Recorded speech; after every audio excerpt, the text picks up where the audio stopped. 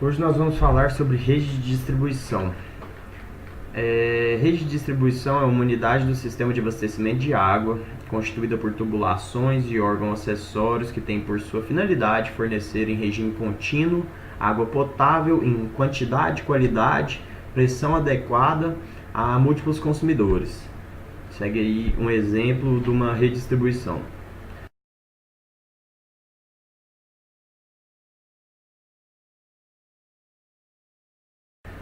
Ela tem algumas generalidades.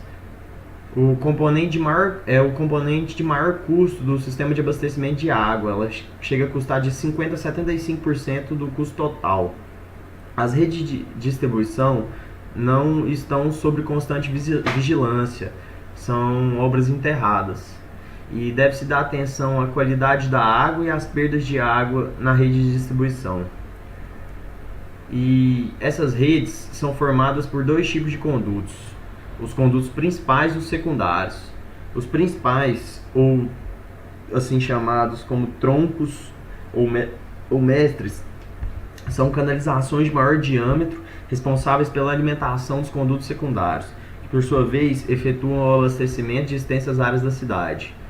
Os secundários de menor diâmetro são os que estão em imediato contato com os prédios que serão abastecidos, e a área servida por um conduto secundário é restrita a este e nas suas vizinhanças. O traçado dos condutos principais deve considerar, de preferência, ruas sem pavimentação ou de pavimento barato, ruas de menor intensidade de trânsito e proximidade aos grandes usuários. Tem alguns tipos de rede. Conforme a disposição dos condutos principais, as redes podem ser ramificadas ou malhadas.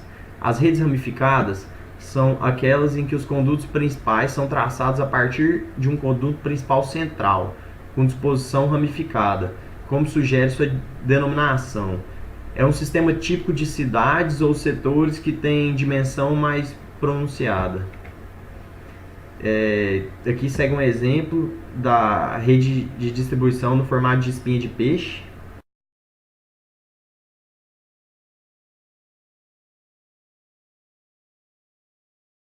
Também temos o formato de grelha.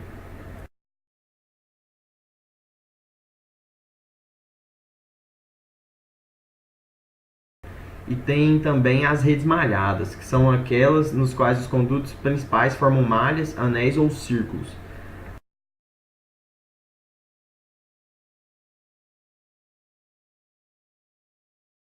Nas redes ramificadas, a circulação de água faz-se praticamente um único sentido. Uma interrupção acidental no conduto, tronco, prejudica sensivelmente as áreas situadas adjacentes dos locais que ocorreram o acidente. Já nas redes malhadas, uma eventual interrupção do escoamento em um trecho não vai prejudicar o abastecimento de água nas demais regiões. Não ocasionará transtornos acentuados a essas regiões, a jusante. Então eu vou prosseguir falando a respeito de vazão e distribuição. Ela é calculada para situações comuns das cidades brasileiras, ou seja, existe um reservatório residencial que recebe a água da rede pública, que por final abastecem a rede predial. Neste caso, essa vazão é calculada para situação mais crítica, ou seja, a hora de maior consumo.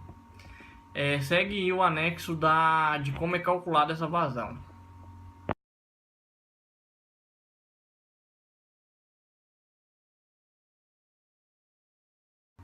As condições para o funcionamento da rede de distribuição são as seguintes: diâmetro mínimo para condutos principais deve ser de 100 mm, para condutos secundários deve ser de 50 mm.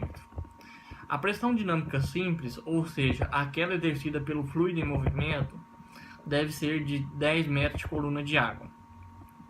E a pressão estática básica, ou seja, aquela exercida pelo líquido em repouso, deve ser de 50 metros de coluna de água.